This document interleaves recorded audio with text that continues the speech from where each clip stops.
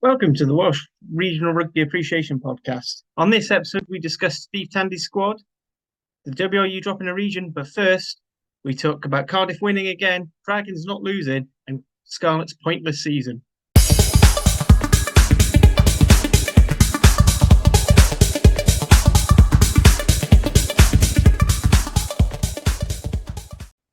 Hello, and welcome to another edition of the WRRAP podcast with two mayor hosts, one very upset host, and one host who's just happy to be here. Let's get on with the show, shall we? Dan, Nick, Hattie, how are we all doing after this weekend? Evening, everyone. I've gone through a range of emotions. I'm in the sort of I don't give a shit mode tonight. Well, we'll get on to why all the different presenters are in there and their various moods later on. First of all, it's a very light news desk, Nick. So do you just want to quickly blast through it before we go on to other things? Yeah, very nice. Well, perhaps there might be a bit of news which we might need to go into a bit more depth, but that's to come. But actually, rugby sort of news. Obviously, there was the announcement that Will Rigg, who had joined Cardiff on loan, has been recalled by Exeter due to their own lengthening injury list.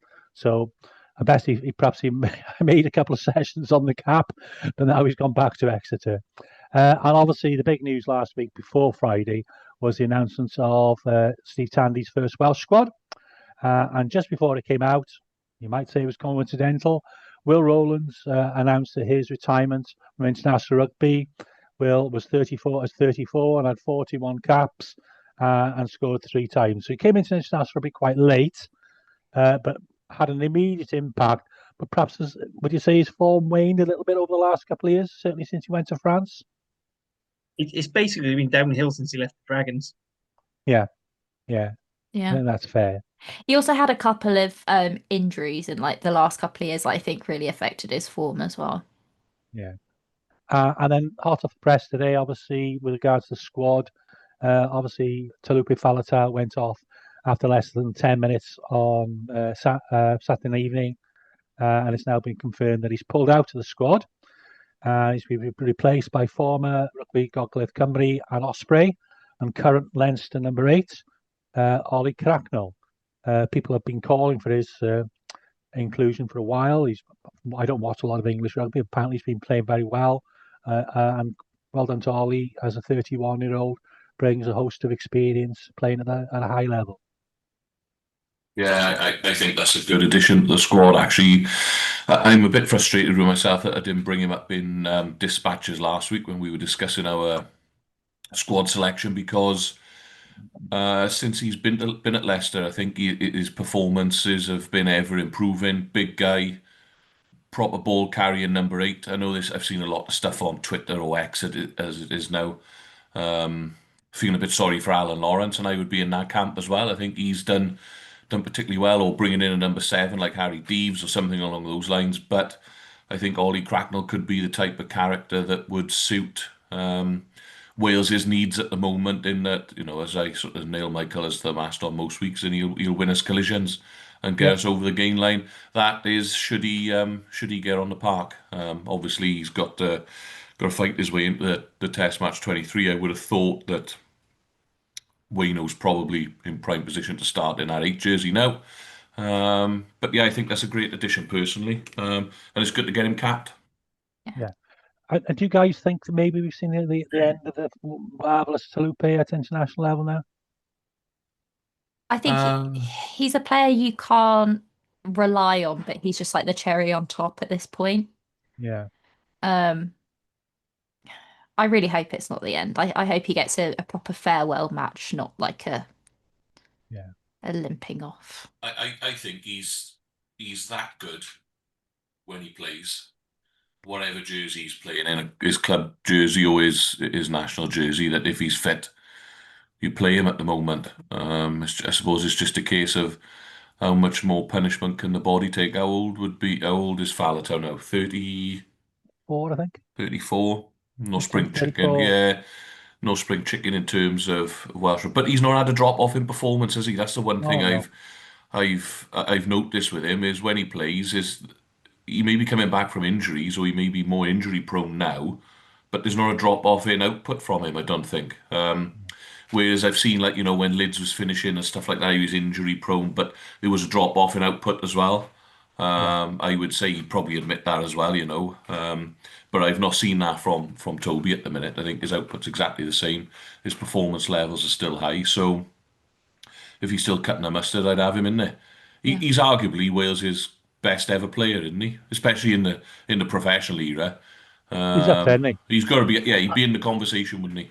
For I'd argue there is no conversation. He is just our best ever player, but certainly I'd make a very strong case for Alan Wynne-Jones, but I've got nothing Yeah, against Faletau either.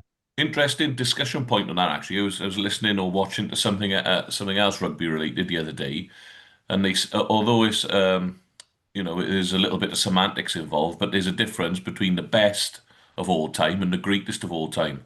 And some was saying that the greatest of all time is maybe not just their playing ability and the fact that they were a great player, taking Alan Wynne-Jones as an example, but also the fact that he did get to 150 caps.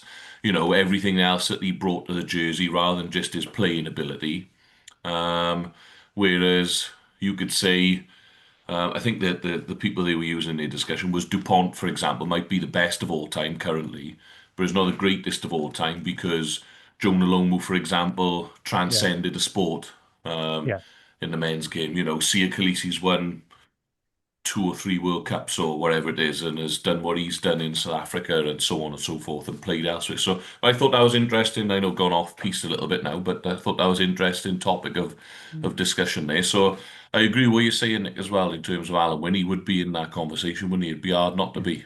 And the thing is, you don't. It's just a point of discussion. Of course it is. There's no prize for it, is it? No. They've both been absolutely fantastic players Yeah. for Wales. You can absolutely have a conversation, say, I think so and so is the greatest player or the best player, and the other one disagree, and you don't have to threaten people's lives for it with it. It's great. Yeah, it's great. And you also let's not don't move on need to to AI generate a terrible Mount Rushmore with their faces on. You don't need to kill the planet. We're to not do going down that that. road. Oh, they're so going to submit that now. God damn it, Hattie.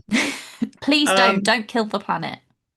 But I said, just to sort of sum up with the Faletau thing, if he was playing, he would undoubtedly elevate that Wales team. But let's be fair, we need life without, like, one of the biggest issues I think Wales has had since 2019 is we haven't really prepared for life after all these great players, and maybe actually keeping them on the ground is doing more harm than good. But I mean, to be fair, Wainwright has shown he's he's a very good replacement. Right, he's not as great as Wainwright is. Yes, he's no Faletau, but he's still bloody well good. And I'll be honest, I think I prefer him at 8 anyway than 6. I know he can play 6. I think he's. No, I agree with you. And Morgan Morse isn't exactly a terrible thing to bring off the bench when we've got, let's be honest, we'll have nothing to lose. He's got a tough act to follow, does Wayno. So I think he's doing a pretty sound job so far. Yeah, absolutely. So going through, talking about the Wales squad, we'll go into a bit more depth next week. But just off the bat, any big surprises of inclusions or exclusions? I think I said it before the last pod that Steve Tandy's honeymoon would be over the moment he announced the team, and that was absolutely correct. We can all argue for a player A, player B, who plays for us, or I think the biggest surprise to me was the inclusion of Rhys Carry. Not because I don't think he's a good player, but I just didn't think he was available. I totally agree with his inclusion, but that was the biggest surprise to me. As I say, I can make an argument for certain Osprey players, but I'm not going to go there. It's, the coach has got to make a call, and you've got to back him. Yeah, what I really like about Tandy, though, in relation to this announcement, I go along with Nick there. I like the Carry involvement. I think he gives us a point of difference that none of the other front row forwards will do. Even though Dowie Lake's a good ball carry, he's more of a nuts and bolts ball carrier, whereas a Carry could come on for 20 minutes and cause absolute carnage at the end of the game. Obviously, the jury's out on his scrummaging. But I have liked the way that Tandy's conducted himself. My understanding is that he's been in contact with all the boys, such as Harry Deeves, for example, that would have been in with a shout and explained why they haven't been included, what work-ons there are, whether it's just the makeup and the balance of the squad. He's then personally contacted the likes of Brodie Coughlin and things like that, which I think is a really nice touch. And I don't think they've had that personal. That to me, it's brought a bit of genuine Welshness back to the environment. So hopefully, that goes a long way with the boys in building an environment, and they feel cared for, and they feel looked after. And even if you have been omitted from the squad, irrespective of your performances, having some genuine feedback from the national coach and saying, "Look, you're really not far away." Or if it was, if it's just a squad balance thing, and I'm thinking of Harry Deeves particularly because he's been outstanding this season and last season for that matter, then you can sort of take that a little bit more positively if you're admitted and go, Yeah. there's things for me to work on and the door's not closed. Whereas under previous regimes, I don't think we've had that, have we? No, absolutely not. As I said, I mean, you've brought up Brodie Coughlin there. How pleased are you for them? Because I think that's someone who a lot of people on this pod have been calling for quite a while now. Yeah, I think he surprised everyone, didn't he, when he kind of burst onto the scene last season, having to pick up the pieces from Elliot D's uh, injuries. Unfortunately, Elliot's injured again already, sort of similar time to last season. And I think, in fairness to him, he's backed it up, hasn't he? His line out and set piece has been good. I think he's benefited scrummaging wise this season from having the likes of Wyn Jones and Rob Hunt and Dylan Lewis around him. Solidifies that front row a little bit more. And he gets around the park and he's picking up tries off the back of the off the back of the maul, sorry. Gets around the park, carries hard. And I think he's genuinely someone that could make that step up to international rugby. He's a bigger guy than the likes of Elliot D and Belcher is. He's obviously got a bit more growing room left on that frame as well, and I could see him being a bit more in the mould of Dewi Lake moving forward.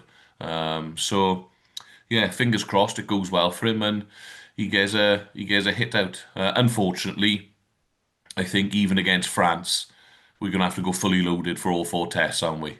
Whereas previously against Japan, we'd have probably rotated in one of those fixtures. Your Samoas, your Fijis, your Japans, whatever the additional one is. But I can't see that happening this time because we need to pick up a win. So That's our cup final. At the end of the day, that's our cup final. The other three are friendlies. That's where we'll be seeded in the World Cup. yeah, So that's our cup final. I'd argue absolutely. Argentina and Japan. We have to go full ball and just go. And then, to be honest, if we're going to rotate, we might as well rotate against New Zealand. And in South Africa, it's going to be whoever's there. Speaking of that South Africa test, because we've got quite a few English-based players in the squad, and a lot of people in first choice, and some of them not playing that many minutes. Are you a bit worried that 12 of the squad are based in England? Not Yeah. ideal, is it? No. I mean, there are obviously a few South Africans that are going to be missing as well, but not as many as there have been previously. A lot of South Africans have returned back to South Africa and therefore will be available. So that is slight concern. I think we're screwed either way. I think even if we did have our first choice, and have the English-based players, we'd be pretty screwed anyway. So does it really make that much of a difference? Yeah, I think rotation is the least of South Africa's problems, isn't it? Let's be honest. Whereas it is an issue for us. I genuinely quite excited about this squad.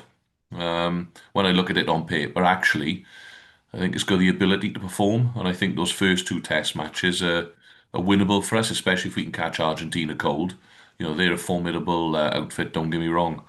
But I think I'd like to see us put Japan to the sword coming up. But then you look at what we may have to roll out against South Africa, and yeah, unfortunately, it's chalk and cheese, isn't it? Are we allowed to bring more people into the squad, or is Yeah. Yeah, it's not. I Yeah. think the only time you're ever limited on this sort of thing is World Cups, where they have that enforced one in, one out policy.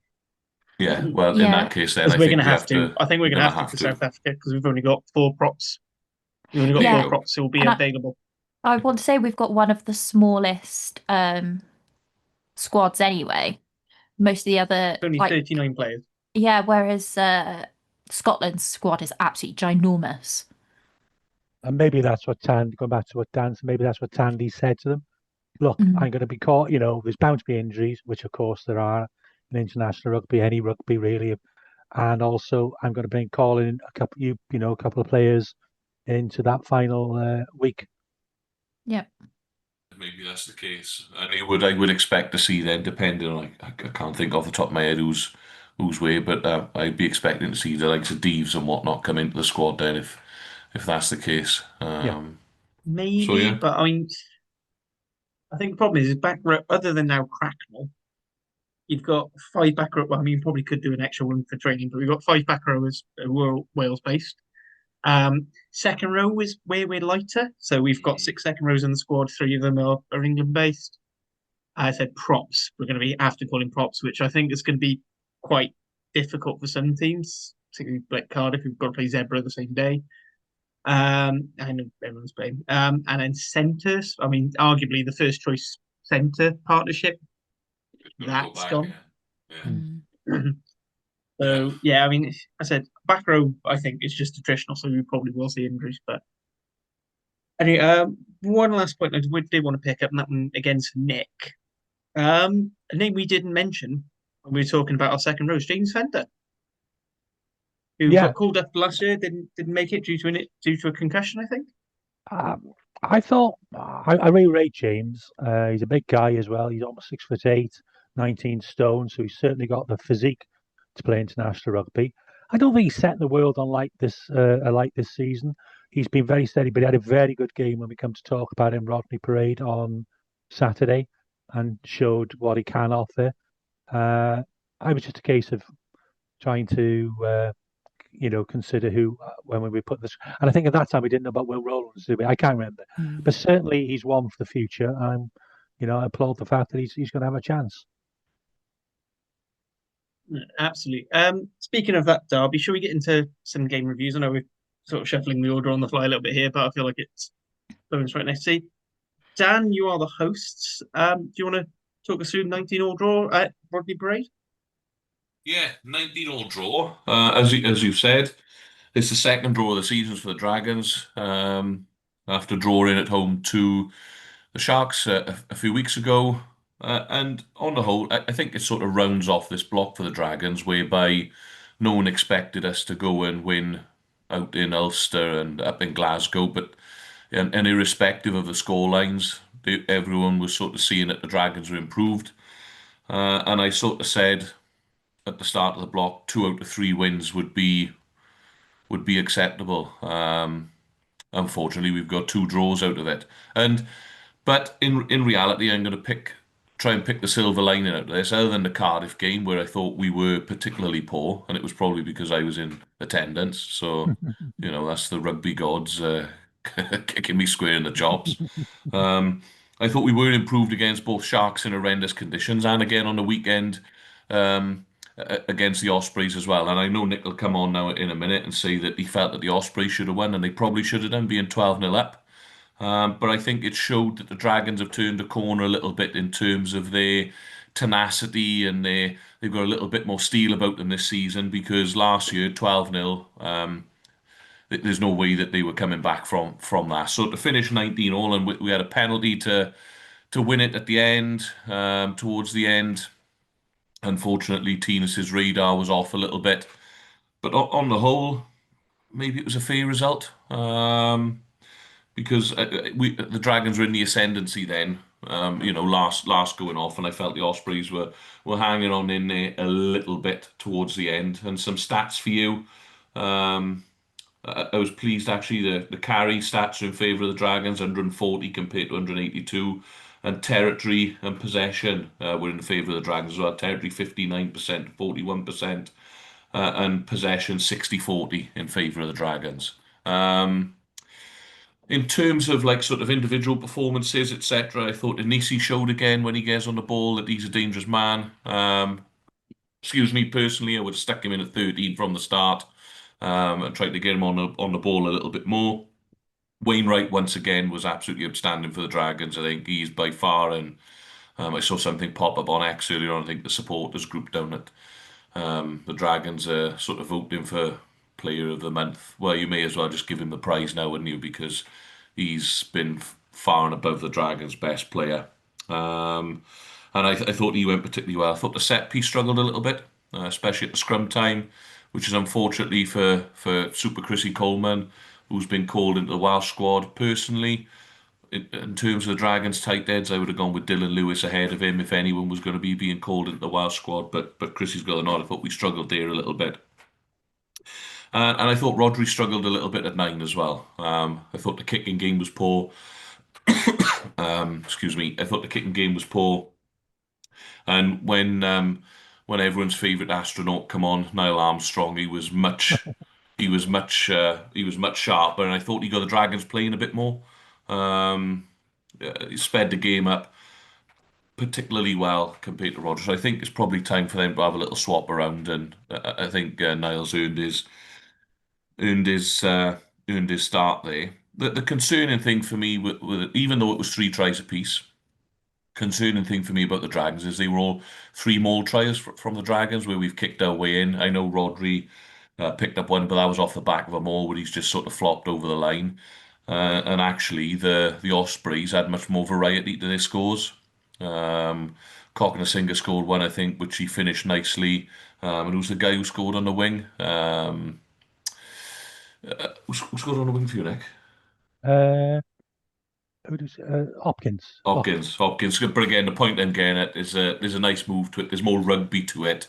And the Ospreys, I felt, showed much more attacking threat than the Dragons. Again, I thought the Dragons' attack was poor and blunt again, side to side, not much penetration. You look at all of those carries and the territory and the possession stats, you'd think that we'd have much more in terms of try scoring opportunities, but it's just side to side, which disappointed me a little bit. And whereas the Dragons have dropped off previously over the last couple of seasons, unfortunately, the tale of our season so far is the slow start, whereby we're letting teams get ahead of us, and we're finding it hard to claw back to that level of victory. But on the whole, it was yeah, the Ospreys started better than us and deserved their lead. I thought the Dragons deserved to fight their way back into it. They showed enough pluck and courage to get back in there, and a draw was probably a fair result on the whole. But it was a case of the Dragons maul overpowering the Ospreys maul at times, and the Ospreys attack outclassing the Dragons attack for me. But yeah, to sum up that first block, disappointing, but they're definitely improvements from the Dragons on the whole. It would have been nice to just turn one of those draws into a win. But I think compared to the Cardiff game as well, and I don't know whether Nick will agree with this, but it was a proper derby day. Less people in Rodney Parade this time around by about 2,000. I think it was 5,500 compared to 7,500 last time, but it seemed noisier from what I could hear on the telly. There's a bit more atmosphere, probably because the Dragons are still in it. And it went all the way to the mid 80th minute, and it was exciting to watch. So, yeah, on the whole, for me, a fair result.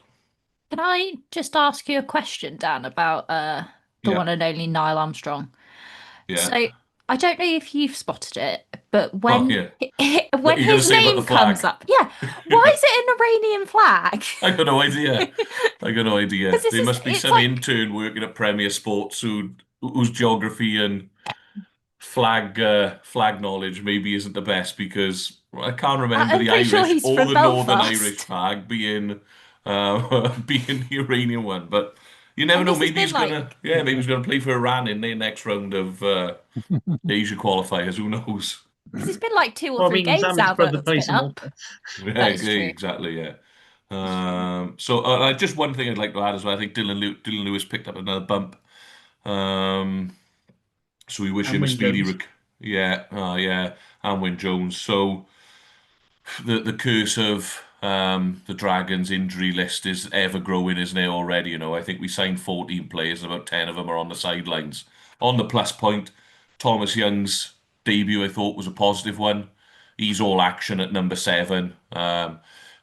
He had a try disallowed, rightly so in the end, but again, it just showed what he's capable of. And Harry Beddle coming off the bench, I think, is a fantastic deputy to him. And I really hope the Dragons use Young and Beddle in that sort of master and apprentice type role because Harry Beddle, I think, set his stall out really well against Cardiff. And he come on and that shows that there's that good depth that we should be having here. But those two for me are perfect for the back row balance, whereby they're both out and out number sevens. So yeah, honourable mention to Thomas Young as well. Ryan Woodman's line-up work was good, and Hugh Anderson on the wing was a little bit wasted on the wing for me because the attack just don't get him the ball in any space. I know it means moving Angus around or leaving Angus out, but stick him at fullback. Let him field kicks and launch counter attacks and these sorts of things. So yeah, there you go. What did you think, Nick? So just want to kind of go in with the having Anderson on the wing. The other alternative is you hire a coach who can coach the attack and have the wingers and encourage the wingers to move in. If you look at the way the Cardiff back three work, they work as a unit and they pop up about in the field. I think you just need to encourage that a little bit more because I think the same thing's been happening with Rio. It's where it looks like he's not doing anything all game because he's not being encouraged to go in. Yeah, the attack's poor. There's no doubt about it. We can't get away from that at the moment. I don't think a Cardiff fan should be talking about another team hiring a coach right now. We don't need one. Our attack's working. Go on, Nick. What do you think from the Osprey side of things on? Well, on obviously it was a battle of the two giants of the URC. It was actually a really good game, tense and enjoyable. Proper, as you say, Dan, a proper derby. We've got a poor record at Rodney Parade, and that continues. I thought we were reasonably comfortable, and at 50 minutes, I thought we would. We had a 12-point lead. I think it was 17-5 at that point. Win behind us. I thought, oh, we're gonna do this. But fair play to the Dragons. They kept battling, and as we've all referred to, Adam Wainwright was superb. And then our discipline just went to pot. We gave away some really silly penalties, and it allowed the Dragons to get a foothold in the game. And in fairness to the Dragons, the driving maul is becoming a weapon. Okay, you can argue the rest of the attack isn't fantastic, but they got one weapon which they used really well, and we couldn't defend it. What concerns me a little bit is we've conceded a few tries to driving mauls, and we're not a team that competes in the line-out. If you want to improve your line statistics, play against the Ospreys because it's only one or two lineouts will ever jump against you. A slightly disappointing game for me again was we had two players named on the team on Friday afternoon who didn't actually start, so I don't know what's going on there. The loss of Kieran Williams is probably the most influential because I think we lack a little bit of physicality and direction at centre. The players who come in do a reasonable job, but I think we certainly miss Kieran Williams. Ultimately, I think some good news obviously was the return of Jack Morgan, and he showed in his little cameo that he is probably a little bit above any other player in Wales at the moment. He was very good. Shout out to young Estin Hopkins, who we've referred to, scored a good try and had a decent game. Daniel Cassendi had his best game for a while, won a lot of aerial battles, and the starting pack put in a good shift. The half-backs, especially in the second half, were not at their best, but it wasn't them who gave away the penalties, was it?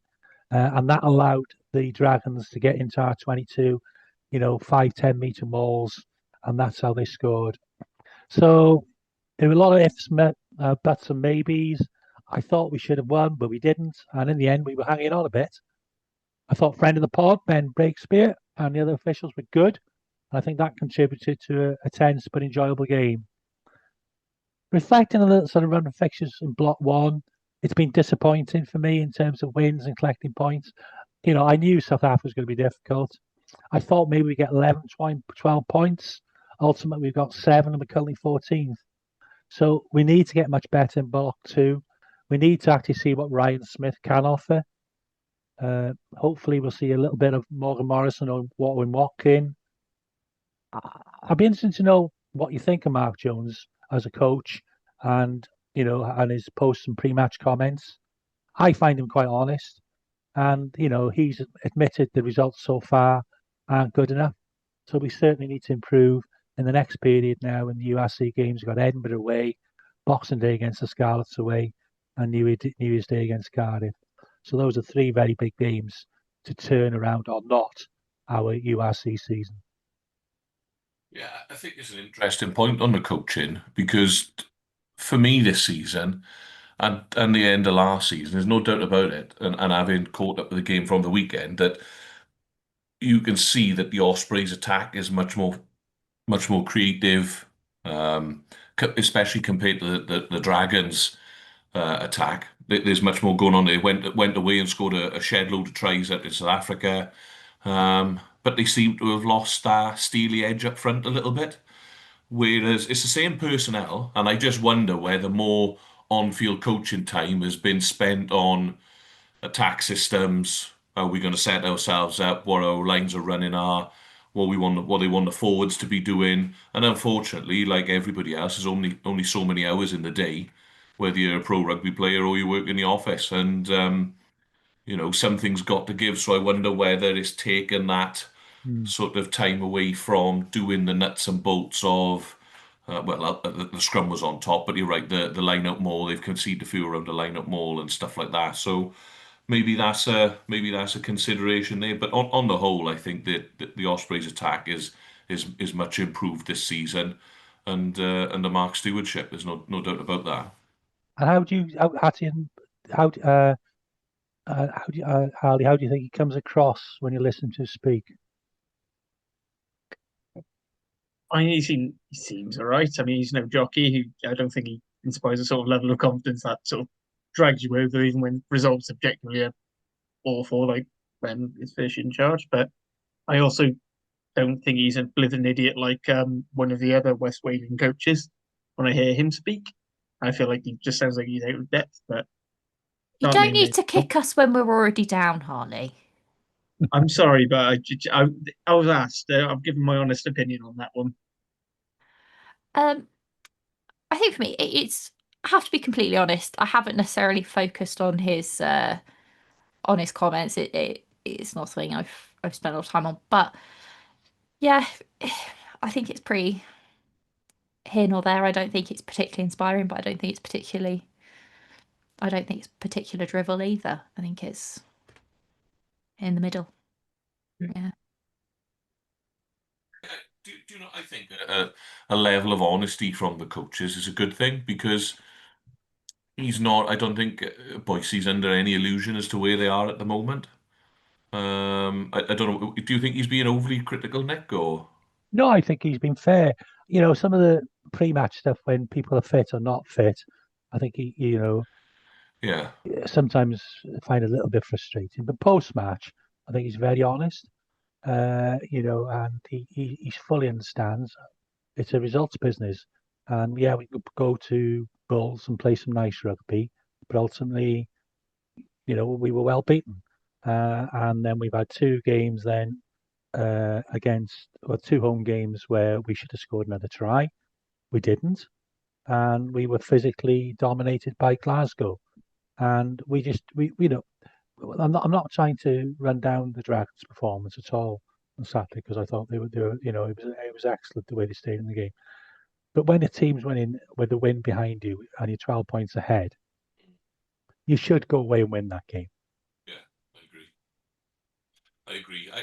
And I wonder where the injury thing as well is because and I get frustrated with this with the Dragons. You never know what the prognosis of these injuries are, how long they're Mm, going to mm. be, what the overall status is. Like we've lost Lucid and a tight head again now over the weekend. We've lost Rob Hunt, but there's been no update on Rob Hunt, for example.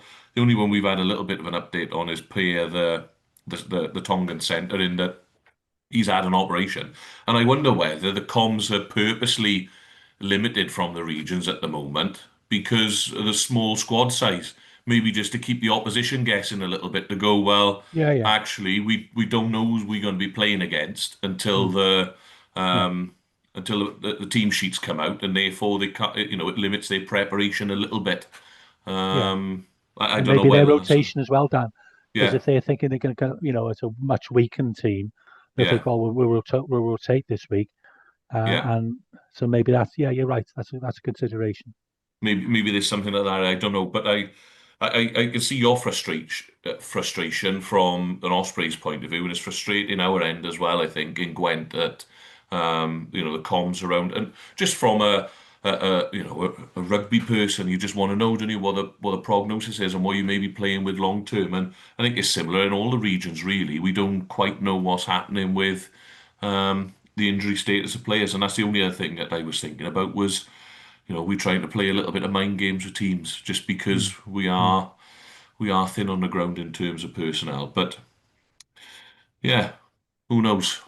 I know this is coming from a different sport, but I think because I do watch multiple sports, sometimes like talking about injuries and the fact that we're not being super updated with injuries kind of goes over my head a little bit because I'm used to ice hockey, where a lower limb injury could be an ACL or it could be like a sprained toe, and you're not getting a differentiation between the two. But I Okay. know with ice hockey, like the reason why they don't tell you is that they don't want people to target that injury when they come back. And I do think, as Dan said, with our really small squad sizes, actually, is it a bad thing if people aren't getting too many details? Two, two. I mean, you don't necessarily need details on the injury because obviously this information is private, but a rough idea of saying so when Yeah. Adams was out, they said, oh, probably targeting to the block. Mason Grady, they're saying they're targeting Christmas. Like Mhm. giving people general ballparks and saying, all right, so and so's doing well, they're back in training. Like if you look at a lot of the other teams, they do say they don't say so and so's got a grade 3 MCL strain. They're going to be Yeah. this much. They're in this point in the rehab. They're injured. They're looking like they're going to be due back after the international block. Yeah. And it's just giving some information so people can think in their heads. Yeah, but I In just hockey as well, it's ice hockey. It's quite easy to hide that you've been completely taped to head. Yeah. In rugby, it's quite obvious when you're strapped up and looking more like a mummy. yeah, and I'm thinking like towards the end of Hadley Parks' career there. I mean, that man Uh, played with a broken hand and he was all right. I think you're right there. At football, they do the same, don't they? The manager will have a press conference ahead of the football fixtures on the Saturday, and he'll say, we've lost so and so for X amount of time with a hamstring. He's looking at 4 to 6 weeks and all the rest of it. I'm just wondering whether because we haven't got like for like replacements, it's much easier to prepare to play Cardiff without Toby Faletau in it. It's going to be much easier this season to prepare to play against the Dragons if you haven't got Payer at 13, for example. If you know he's fit as an opposition staff, you can start doing work on him. You can go and watch his Tongan games. You can go and watch his Zebra performances last year. You can go and watch him against the Sharks already and start trying to work out how to defend him. But if the Dragons don't announce that he's quote unquote definitely fit for next week, then you don't know whether he's going to be playing or not. And if you haven't done that homework, then it maybe gives us just a little bit more of a surprise package that, oh, actually, it's not Joey Westwood at 13. It is going to be Paya. So you've only got sort of 24 to 36 hours to do a little bit of prep work on him when Yeah. they announce this, when they announce the squad. I don't know. Whereas if we were blessed with two 13s that were very similar, um, then it wouldn't matter, would it? Because No. they'd have to do their own work on both of them anyway. I'm not sure. It's just a working theory, but I don't think all regions are particularly good at the minute with the comms coming out in terms of injury statuses. Mm. yeah, absolutely. Anyway, moving on to what was actually the first game of the weekend, but I thought we'd just talk with the derby as it flow better. Scarlets have finished their South Africa tour, and in fact, their opening block with lost 29-19 to Sharks, who, a John Smith penalty in the 63rd minute, taking away losing bonus point, leaving them rooted at the bottom of the table with nothing. Hattie, frustrating time for Scarlets, despite having a few extra players back. I can't sugarcoat it. It's shit. Like, it is. Some of the rugby we've played over the last couple of weeks has been some of the worst Scarlets rugby I have ever seen. It has been piss poor, frankly. I don't like swearing on the pod, but it's true. It's been atrocious. Um, there are so many different things you're watching it and you're like, why are we bothering with this? Like, this is an experiment that hasn't worked. Or like, why is Johnny Williams captain? So many different things like that that continue to confound me. Um, having said that, I did think this scoreline was going to be bigger. I thought we were going to get absolutely screwed over, especially after I saw the team sheets and saw that we basically were playing the Springboks. So I don't think 29-19 was that bad. I think when Wales play the Springboks, it's going to be if that was the scoreline when we play the Springboks, I'd be Be quite happy. yeah, I'd be fine with that. Having said that, when it got to the end of the game, I was like, I'm actually annoyed that we didn't get a try bonus point or a losing bonus point because it was in our grasp and we just didn't have the impetus to do anything with it. I think we played a lot better in the first half than we have for most of the season thus far. I still think we look very rusty. I think we look quite disconnected. But is that surprising when we've had so many early injuries? Maybe not. I would say I've been quite critical of Johnny Williams. I still think he's a terrible captain. However, it was probably one of his better games. I can't deny him of that. He had a really, really nice offload to Harvey Cuxon, who's one of the loan players that we've got, who I'm hoping we can turn into a long-term signing. There was a moment where he went down injured, and there was a moment of me going, oh, this is actually a bit of a problem now if he goes off injured. But luckily, Sabrina Carpenter's espresso came on and he perked up a lot, so it was fine to continue. The Blair Murray try I thought was great, but it's Blair Murray, so I'm not really that surprised. We did have a slight issue with the restart,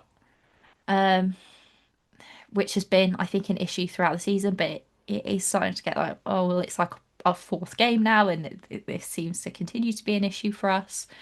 And then Dan Davis at 7. I miss McLeod. I think that's my biggest takeaway is I miss him, and we shouldn't be relying on one player, especially as a club side. You can't rely on one player because there's too many games in a season for them to play every game, and you never know what's going to happen. I think we're missing him in terms of his actual play. We don't seem to have somebody that can replace him, but we're also missing his leadership. And it's really shocking that we don't have anybody in the squad that's able to step up. Obviously, Costello wasn't picked for the Wales squad, which was somewhat of a surprise. I think he's been pretty much even if he's not starting, he's been in the squad pretty regularly for the last couple of years. So it's a bit of a surprise, but I hope that he's able to kind of work a little bit more back at the Scarlets and maybe pick up some confidence that he's lost a bit over the last couple of years. So yeah, it was bad. The first 40 is probably the best 40 of rugby we've played this season, though. It was just we lost it in the second. I'd be interested to know where you think that, because I just looked at the league table in front of me now, and I think one of the Scarlets' issues is that they haven't picked up any points whatsoever in terms, the Dragons haven't won a game, but we picked up a bonus point in one fixture and obviously drawn two. Yeah. No bonus points. That's a worrying We worrying stat. And then I'm just looking at your next four fixtures: Glasgow at home, Bristol at home, Bordeaux away, Cardiff away. Where's the win coming from? Yep.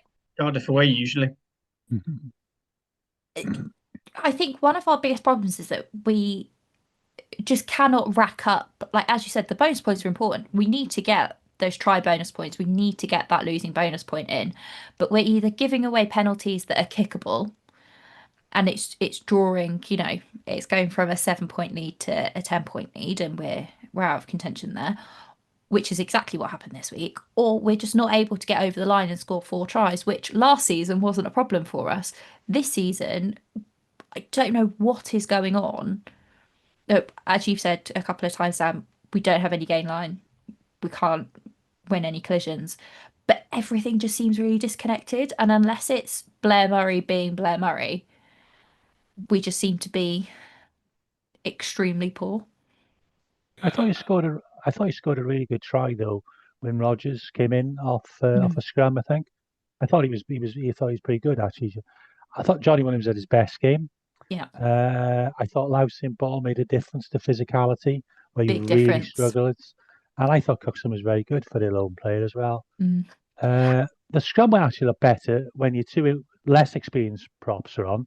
And then your two experienced internationals came on, it was crap. And that's a bit of a worry. But I thought it was a better performance than the Scarlets than I've seen any other game this season. Yeah. I also think, just to note on the scrum, something I did think was really interesting was that Cuxton actually moved to 6 Oh, did he? and Lousy went in the second row at one point, which I thought was really interesting. It's not often that you see your starting 6 and your starting second row switch. You maybe see it when somebody comes off the bench. So I I think going forward, our second row pairing is Lassie and Ball, and they just have to start. If Clarkson can play 6, which he did at the weekend, and I think he was, I was quite impressed for a lone player coming in.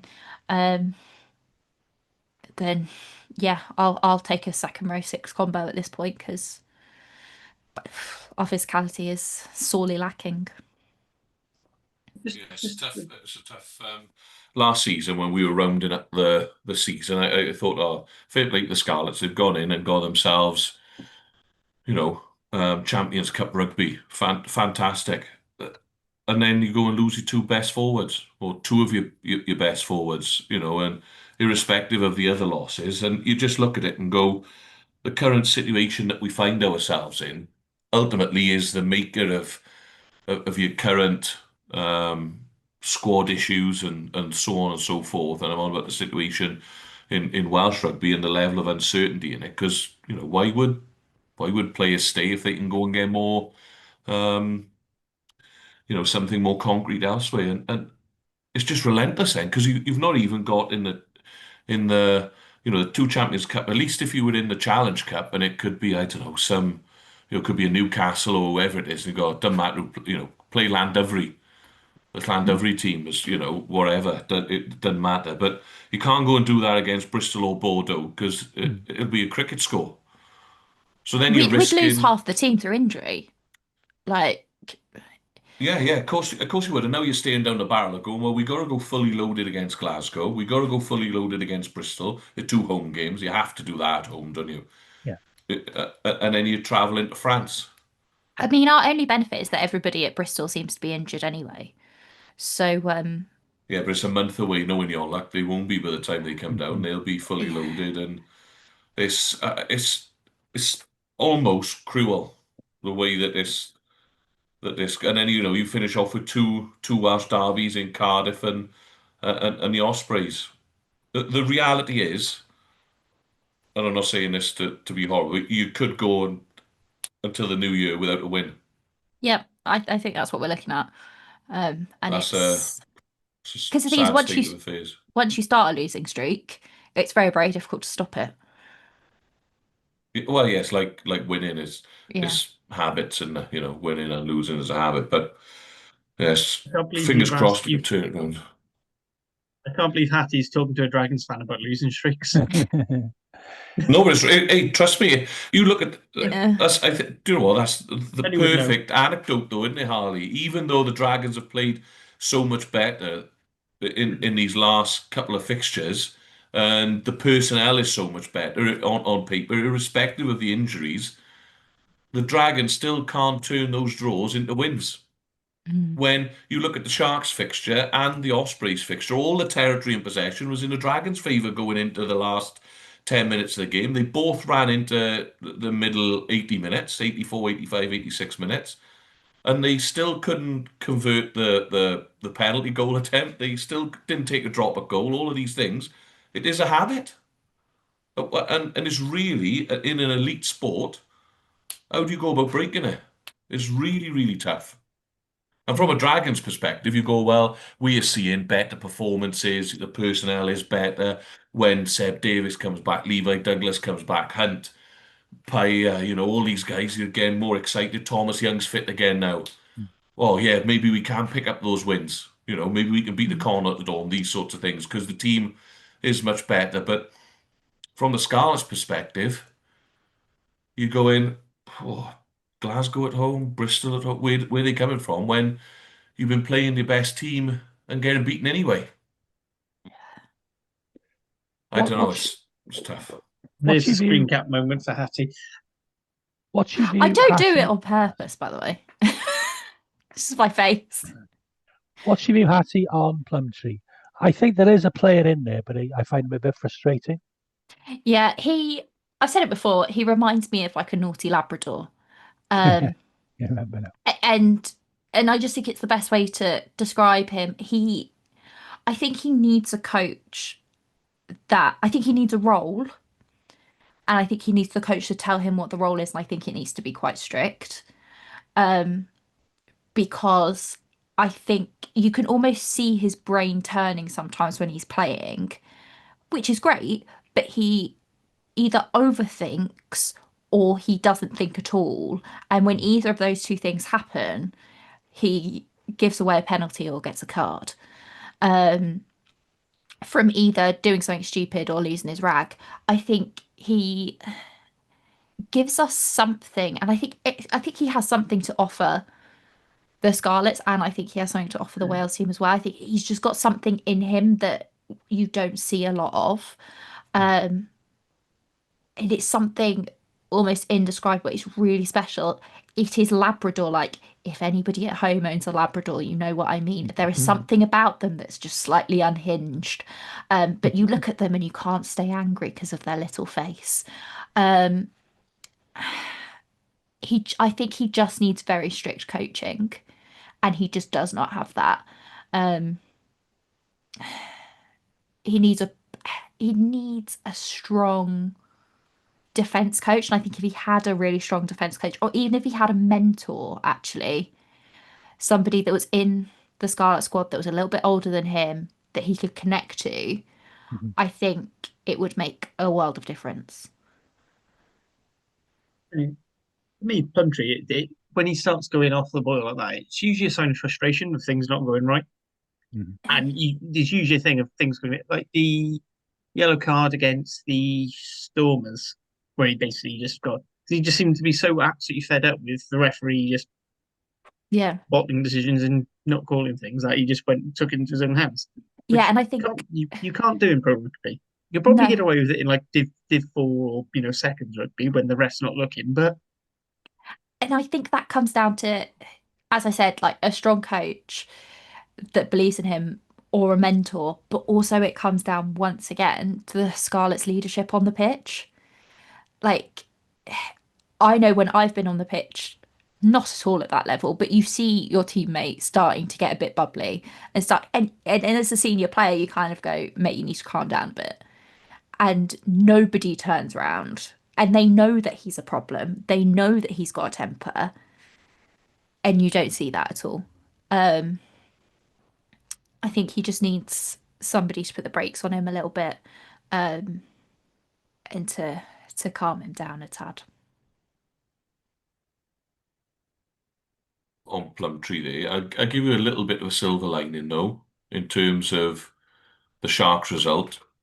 It was I say, it was only a 10-point loss, 4 tries to 3, Mm. and the Sharks starting lineup included Oxenche, Bongi Mbanambi, Eben Etzebeth, Sia Khaleesi, Grant Williams, Andre Esterhuizen, Lacanio Am, Ethan Hooker, Jordan Hendrickson. Yeah. Yeah. So even though the record books will only show it as a loss and he didn't come away from anything with it, actually, maybe when you go name for name, like I noticed Archie Holt's started for the Australian tight end. Oxenchain must have been licking his lips walking out of the changing room, wouldn't he, seeing Archie opposite him? Because if he was, Australia, not, renowned for producing massively, hard scrummaging tight ends. And if he was a hard scrummaging Australian tight end, he'd be playing for Australia, Yeah. not Yeah. not for the Scarlets. So, Yeah. there you go. So maybe there is something there to say that they didn't go out there, get absolutely pumped, and Yeah. they were able to take more away from the performance than just the experience of going on tour. Is that And all I the sorry? Is that all the games done now? We've got nobody else to discuss now, have we? Or nah. I mean, it's just pretty let's regulation when I definitely at no point thought we were going to lose horrifically. let's just move on. Nobody wants to hear this. No one. Oh, you Yeah, go Go on, no Ali. one, check. no Go one on, loves, Ali. no one You loves, set no you one up. loves, no one loves it when another team's successful. Come The on, only team, checkbook Charlie's. Let's hear it. Come on. yeah, checkbook Charlie, the players who had to pluck from the English Championship. Oh, come on now. Yes, a real Hollywood We story, can't all yes. go for Tongan internationals now. Not everyone signed Wales and Tongan internationals during the off season. Come I on then, mean, let's have Let's it. hear Come it. on, Let's hear everyone it. be quiet. Everyone be Look, quiet. Let King Harley talk about Cardiff.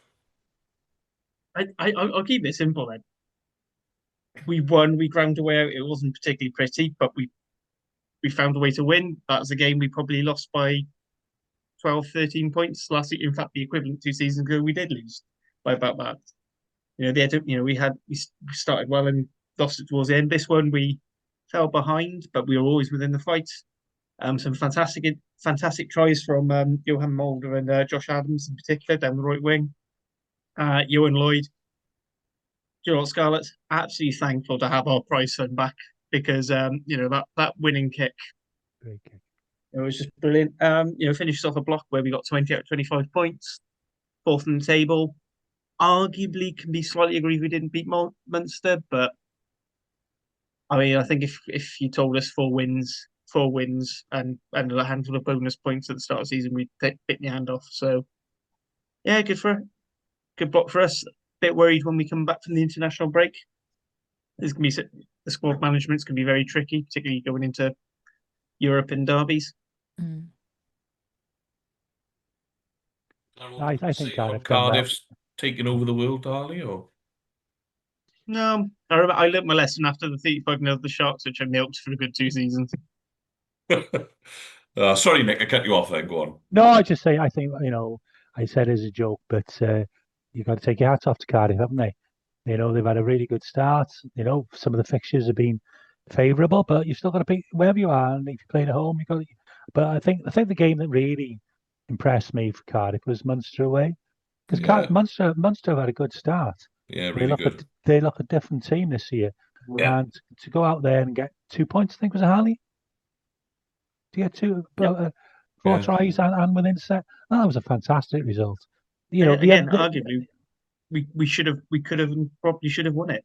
Yeah, We outscored them in tries. We just yeah. didn't in points. But the home games, you could argue, you should beat Lions if you're going to come top half of the table, shouldn't you? But Edinburgh and Melks, you've got a poor record against them, I think, in the past. So Yeah, yeah, as I said, it's been really bad against Edinburgh. But yeah, yeah, I mean, we've had these sorts of easy runnings before, and last season was an absolute peach of a season. Yeah, ended up third, but we sort yeah. of So bottled it and probably didn't pick up as many points in those games. Losing Scarlets at home, I think it was the home game against Scarlets, we didn't make the most of.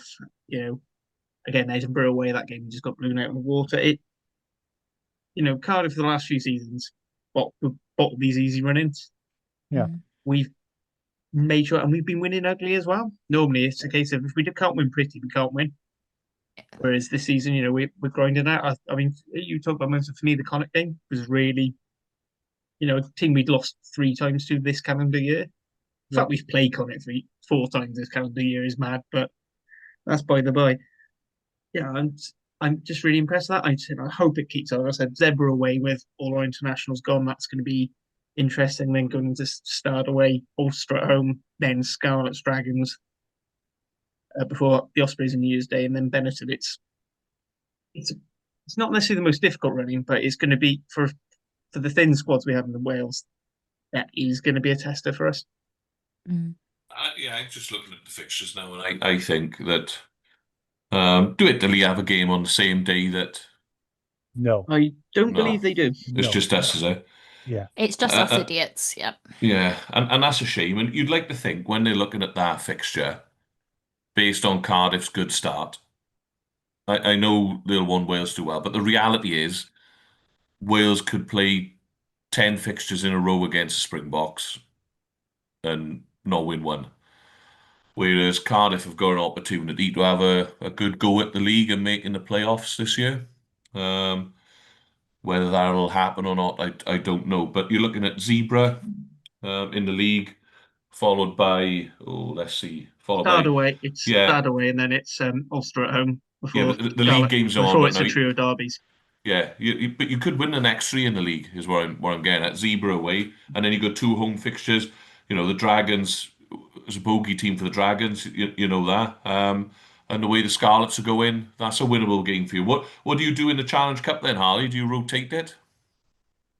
So, but prior to coming on this, I was having a bit of discussion with the Cardiff Central boys who we recording Tuesday night, and we sort of came to a thing of because we weren't sure what to do. And I think the idea is what we think probably they'll do is it'll be whoever's available for Zebra, keep that squad together, and they go out then to start, and then slowly bring in some Wales internationals for the three derbies, and then see where we are after that. Being a bit more mix and match, and then if we've come out quite good with that, the Benetton game for those last two, for the last two pool fixtures, just see how we are. Target the Racing at home because it's a home game against big French side, and then nothing extra away. Then is if we're in decent shot of placing, go hard. If not, maybe make that the squad game. I just look at it from a point of view because you've done so well in the league. It's almost a shame to kind of throw that away by prioritising some of these Challenge Cup fixtures. And let's be honest, Stade Francais and Racing are not going to prioritise those fixtures, are they? We all know that what the French are like, particularly around the Challenge Cup.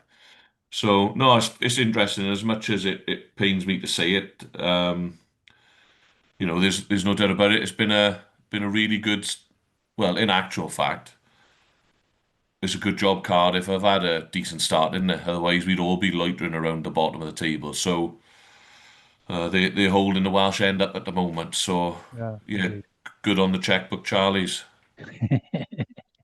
WRURFC. I said, talking of league tables, shall we go on to the one league table that absolutely matters, which is the prestigious WRRAP Prediction League. So we've had our first block, so as promised, we have an update. So we will go from fourth to first. So in fourth place is, now see, very much like the URC label, the bottom three are very close, and then we've got a front runner who's up ahead. So last place we've got Hattie with 37 points. Then we go up to Dan with 38.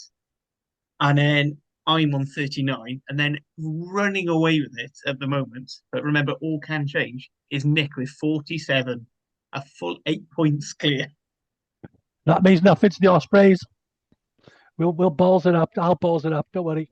Someone send the drug testers around his house. There must be some cheating going on here. Performance doping he is. Just remember, I always get really bad at the start of the season, and I pull through. I do well, we'll see. We'll see. Doing, and have a stronger back end. We'll see. I did forewarn you all. I'm terrible at predictions. I'll be honest. You were up ahead for quite a while. Well, actually, you were ahead for the first game, and then that yeah. But let's not go there. You've had a couple of spot on predictions though, which is a rarity. Now, before we move on to what is undoubtedly the big bit of news of the thing, if you are enjoying this podcast and our insane ramblings, please do like, subscribe, share the links with friends, leave us lovely comments. Someone will read them. Probably not me. As soon as this podcast ends, I just go into a booth and I power down for a week until the next episode. So please check that out. Also check out all the other pods on the WRRAP channel, including Nick's wonderful Welsh Rugby pod. All the individual region pods are out, the SLC pod. And then over on our sister channel, Global Game Line, you can hear the lovely Hattie talking about women's rugby. I don't know. I believe they've had a bit of a break. There's rumours they may be coming back. We are coming back. We've just got to figure out what we're doing. Yeah. Then we also have the Bit of an Animal pod for those of you who want to listen a bit more in depth about South African rugby. Island pod, which is, I believe, just known as the Provincial Show. You've got American Rugby, although that again is taking a bit of a downward step with all their rugby winding up. And we've also then got the other headline pod on that, which is the United Rugby Rewind. Now, if anyone here happens to also be a fan of Scottish or Italian rugby, they are looking for a new presenter on the URR. And if there are a couple of you who want to talk about all things Scottish and Italian rugby, why don't you get in touch and we can see if we can help you set up a pod for that under our umbrella. Now, that is my contractual obligations, so I get my free pack of biscuits at the end of the month. Let's move on to the big news story, Nick. The big news story, obviously, was Friday afternoon, where I think we were all caught a little bit unawares. We'd had a little bit of inside information coming through to us, and we thought, oh, that's okay. We're going to have 4 teams. They're going to be differently funded. And then after about 45 minutes of eventually the WRU announced through Richard Colley Keyword that we're going to be losing a team. They were quite reluctant to actually give the details of that, but I know enough geography, I think, to work out that if there's a team in East Wales, that's likely to be in the Newport area. It could be in Abertillery. I'm not ruling that out at this point. There's going to be one in the capital, which, as far as I'm aware, is Cardiff, and there's going to be one team in West Wales. Now, that for me is the 2 teams currently in West Wales are the Scarlets, and just the other side, the Lycha, the Ospreys. So it's a direct shootout for me between those 2 teams, which team survives. Me and Nick are going to have a fight somewhere on the M4, and that will decide which team stays. And I should say, actually, that's obviously the headlines, but there were some things I did agree with. Obviously, as a pod, we've always supported 4 teams. I quite like the idea of perhaps bringing the National Academy. The initial idea of that was bringing them all together, but I think they've said now there's going to be 2 national academies, East and West. They will reduce the amount of players. I assume that's for men and women. We'll wait and see on that. There's going to be 12 regional development centres, probably building on what's there already across the whole length and breadth of Wales. And there will be full-time employees within those organisations to develop the pathways for 13 to 16-year-olds into academies for the teams. So there are positives, but obviously we're going to probably, and obviously the women's information about possibly some additional money.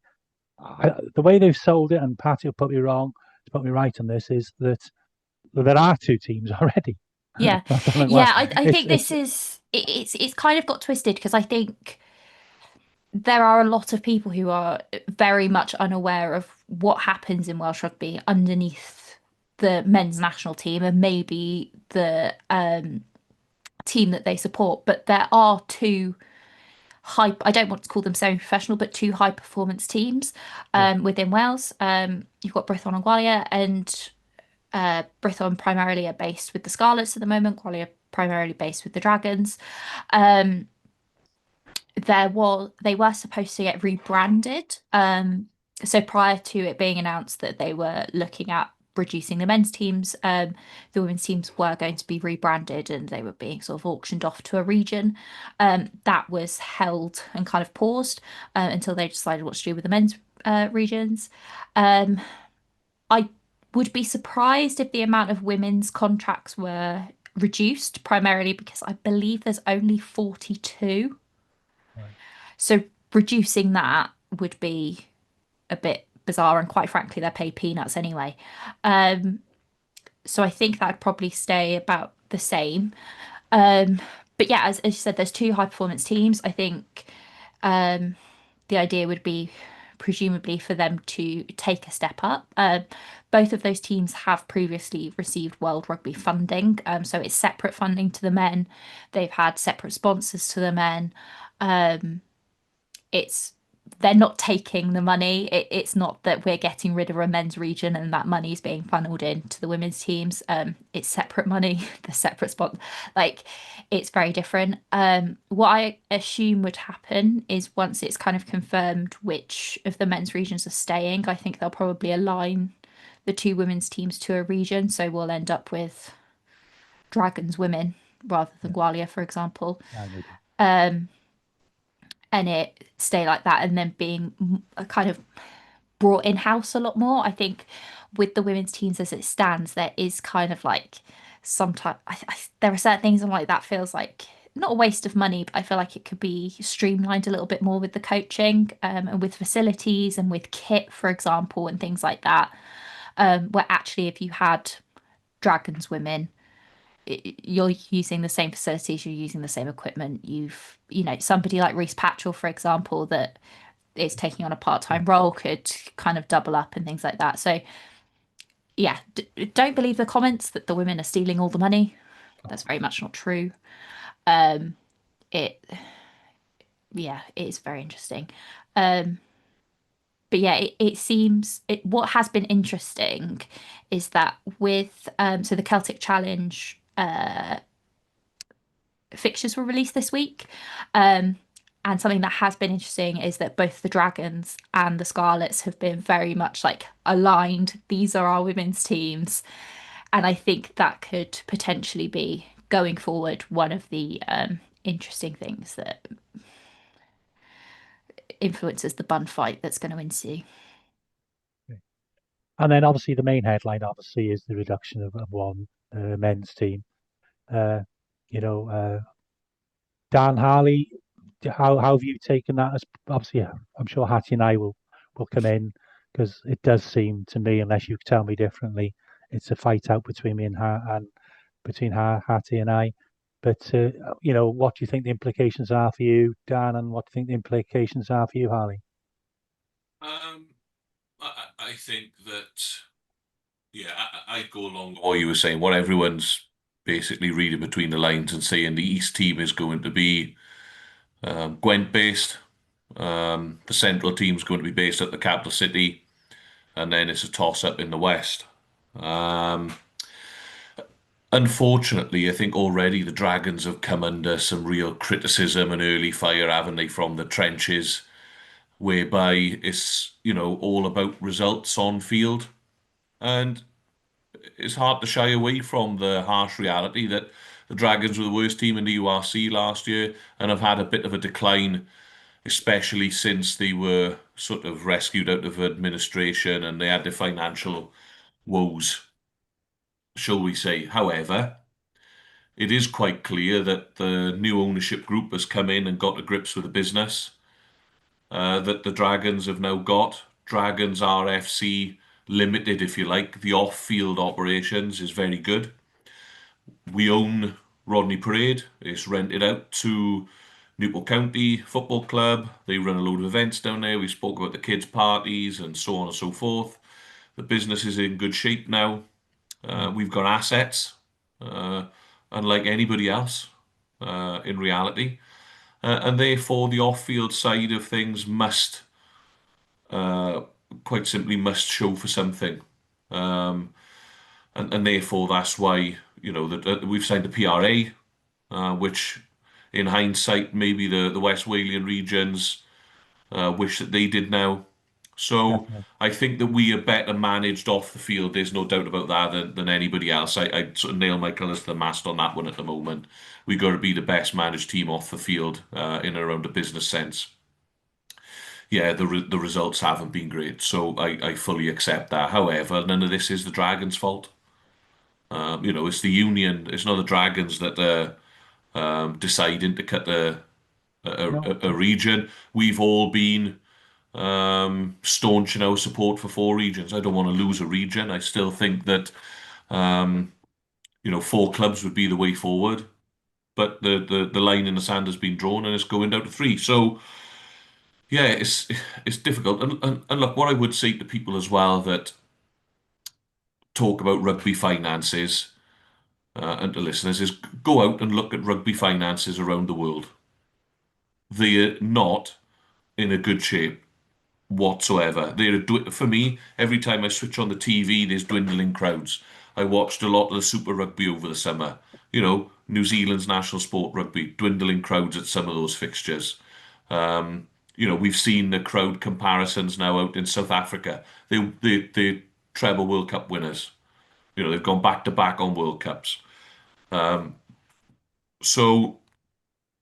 Or quadruple, they won 4 World Cups, haven't they? Yeah, I was going to say they're going to come for us if They're we going to forget come the for us. four. Yeah, fourth. Yeah, I the thought you were fourth just one. announcing that they've won the 27 World The Cup. 27 one, yeah. It'd be good Man's a time traveller everywhere. MLR are losing teams.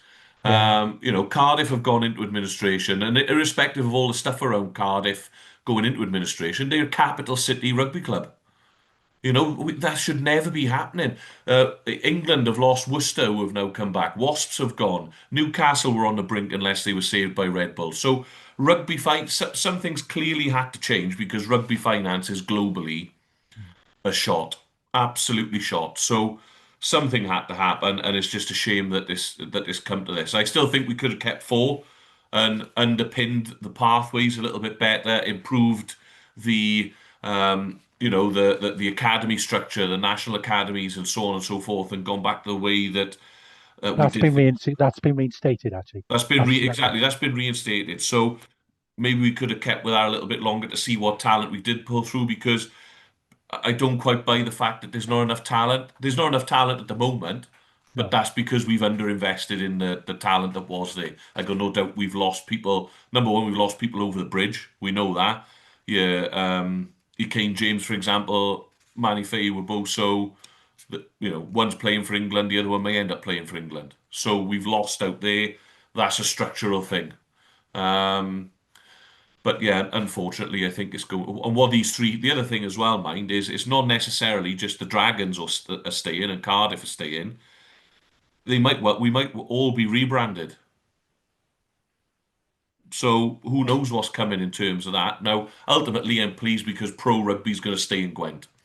And if it was about keeping the Dragons or keeping Pro Rugby in Gwent, I could probably make, again, a more valuable argument to keeping Pro Rugby in Gwent based on its heritage and everything that the density of rugby clubs in there.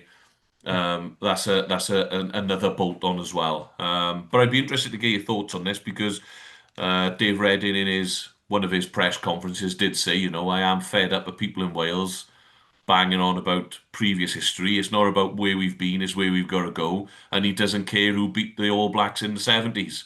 And to a point, he's probably right on that. I don't know what you guys think. It does go into a thing because obviously you could make a strong case for and against any one of our teams going. Cardiff financial batshit case, but we're the best supported region. We're in the capital. We're the one we're actually showing success even with, having one arm tied behind our backs by the union, which is something that's happened to all of us. Ospreys have all that traditional success, but then if Dave Redding says, "I don't care what you've done in the past," well, having 4 league titles doesn't really matter if you're not getting into the playoffs now and you're bombing out of Europe sort of thing.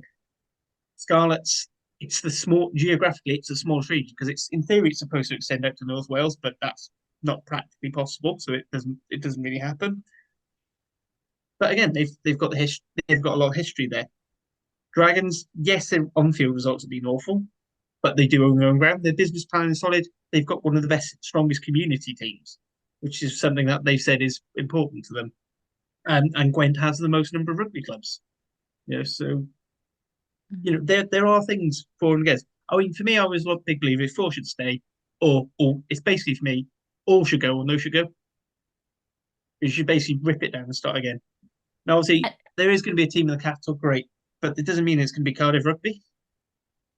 It turns out that WRU were heavily pushing to get Y11 to come and buy us out and basically have it merged. I don't know if the plan was then to have the big games in Cardiff and a couple of other games in Bridgend.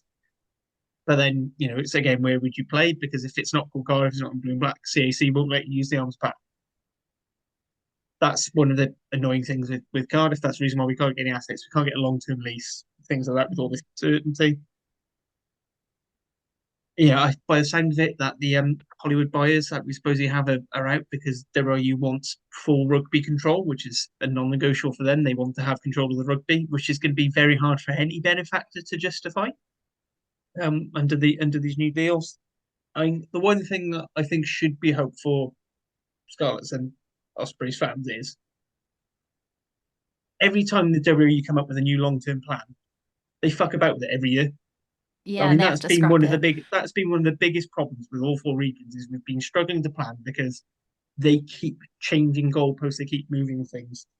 They at one hand they were saying about how great attendances were for certain regions, and all of a sudden they only get 7:45 kickoff games, which is something the fans say they don't want. And then all of a sudden, oh look, the attendance is dropping. Say no one's supporting Welsh rugby anymore. It's like it's because you're trying to make it impractical. There's nothing, and all the issues that are like, trying to get home from Cardiff at 9 o'clock on a Friday night and 9 o'clock on a Saturday night are very different prospects. As someone who spent a lot of time going out in Cardiff and had to spend until 5:30 in the morning waiting for a train on a Sunday. Or sometimes, well, Sundays at 8 o'clock and thing, but it does feel like the union fucked about with us and then went, oh, look how terrible it is. Now we've got to make you punish it. It was the same with the COVID loans. They went, oh, we haven't got any money. So what we're going to do is we're going to lumber you in debt, which ultimately is what killed Cardiff because they broke it, they cleared all their debt in 2019, 2020 financial year. And then all of a sudden we've gone bankrupt. And a big part of that was WRRAP saying we want our money back. And that's what triggered the process.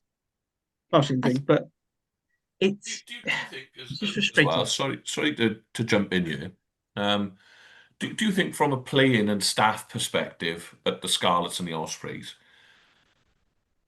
assuming it's, we're making those assumptions, but it's a fair assumption that it's going Fair that way. assumption to make. Fair assumption to make. Do you think that as a coaching staff and a player group, you'd want that decision made now? Totally. So you can start planning. And then I also think there needs to be more responsibility on the union to try and make sure that those two groups of players, once they've decided whatever the team's going to look like, obviously you're not going to be able to keep them all necessarily, to keep the ones that are not being kept and the coaches distributed then to areas within the other teams within Wales where they could be helpful. Like, for example, if Boise became available, the Dragons should, or whatever the Gwent club looks like, the East club, should snap him up because it would make the attack so much better. Duncan Jones, for example, might work well at somewhere else. You can see where I'm getting at, Yeah. I think Duncan Jones would be a prize for whichever would have Duncan Jones would not be going no matter how those teams went together. I think at the moment you've got the union need to be doing all they can to stop Jack Morgan going over the bridge. I think just to jump in on that, I think as well, like we're talking so much about the clubs, we're talking about the teams, as in the senior male team and the coaching staff that go along with it. But by losing a region, we lose so much more than that. We lose the community coaches. They're going to be out of a job. You're going to presumably, there's going to be ground staff that are going to lose their job. There's going to be businesses that are around the stadiums. They're going to lose out on business. They might close. You're going to have bus companies that are going to have less bookings and might go out of business. You're going to have, if we lose a region, does the community part of that region close down, or is it going to stay open a bit like RGC? What's going to happen to the wheelchair rugby teams? What's going to happen to the disability rugby? Like, there's so many different layers to this. There's going to be so many people losing their job in a time where getting a job is really hard, and we're in an economic crisis in the UK generally, and we know that West Wales is one of the most deprived areas in the UK generally, and we're going to be putting people through that. If the Scarlets close down, is there, and there's more opportunity, are people going to be able to move over to the Ospreys and get a job? Like, there's so many different questions that goes beyond male players and their coaches. Just to jump in, I've sort of gone through the whole range of emotions. I've been quite deflated and exhausted by it. There's so many. I did some work when I was working on the Kubler-Ross model of grief and a change. I've been through denial, anger, bargaining, depression. I was in depression for a lot on Saturday, and certain acceptance as well. I suppose we're no worse off than we were at the beginning of August, Hattie. We sort of knew it was between us and us teams, really, and that's what it's proven to be. I listened to Dave Reddy being interviewed on the Scrum Fight podcast. He gave a little bit more insight than anything that was said in the actual press conference. And he talked about namings and things like that. I don't think they're stupid enough to go away from calling the Dragons. as the Gwent base team, for instance. He said that they want to do it as soon as possible. He was pushed on that by Gareth Owen, Rhys Owen, and I agree, because let's be honest, as an Osprey fan, if we're going, I really don't see us any point in this lasting another season after this one, because what's the point of it's death by a thousand cuts? I'd rather, play our last game at home this season, and if it's not us, it's not us. There we are. We get up, we get on with it. He confirmed that the three teams would get 655 million, which is quite an uplift, isn't it? Let's be honest. So if you're one of the three teams, if you're the three teams that survive next season are going to have a considerable increase in budget on the current 4.5 million. So, let's get on with it. And similarly for people in different jobs, let's look at 2Ping across in certain expenses, or if you're going to be made redundant, that unfortunately you're going to be made redundant. But I think it's the not knowing is sometimes difficult. He also confirmed that there would be no regulation or restriction on the number of, within reason, of foreign players. He recognised if we go to 3-team model, there aren't enough quality players currently in Wales to say there's only two non-Wales qualified players. So, that gives potential for the three teams to start planning their squads for next season. So I think Dan asked the question. To answer to it, I see no point in delaying. Let's get it done. And if it's not us, it's the Scarlets. Good luck to you, Scarlets. If it is us, I'm sorry, Scarlets. It's us. Yeah. Do you think that they'll? I think they'll make a new entity. I just got a feeling Okay. in order to try and get buy-in in West Wales, and or sort of from wherever they're going to draw the line, slap bang down the middle of from Bridgend across. Then technically, Yeah. I think they're going to create a new entity in order to get buy-in. And then I look at infrastructure and where do you play those games? Well, there's already a stadium in Llanelli and Parc y Scarlets that is purpose-built for rugby. Yeah. That's not to say that games can't be taken elsewhere to Bridgend, for example, or wherever it may be, and it would probably be pertinent to do that, especially in the early days to get buy-in. But do you, you guys, I suppose, do you buy into that new entity as it comes? I know, Nick, you, for example, travel miles and miles and miles every week to go and support the Ospreys. Do you go and do that if it's West Wales Raiders? If it's the West Wales Raiders playing St Helens, I would. I'm not going to watch the West Wales Raiders in Llanelli. Would you do it if the fixtures were split? So you had some at St Helens, some at. I'd have to give that some thought.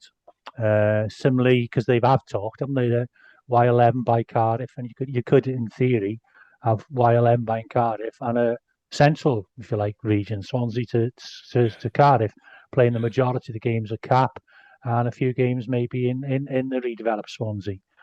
But obviously, Swansea is the second city in Wales, Yeah. so it's so hey, look, I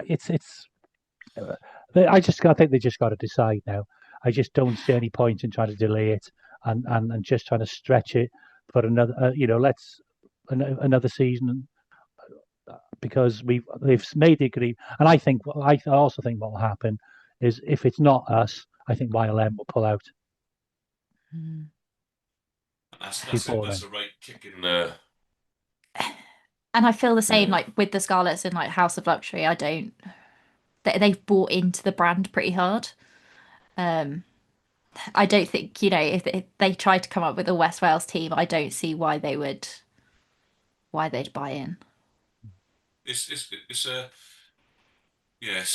really interesting one, and you look at it there. If they go into, because I think they're going to try and keep the Cardiff team at the Arms Park, purely due to the location. They've tried rugby in Cardiff out at Leckwith previously.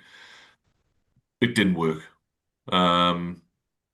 For me, it would make sense to keep it at the Arms Park. Therefore, you're going to have a Cardiff team.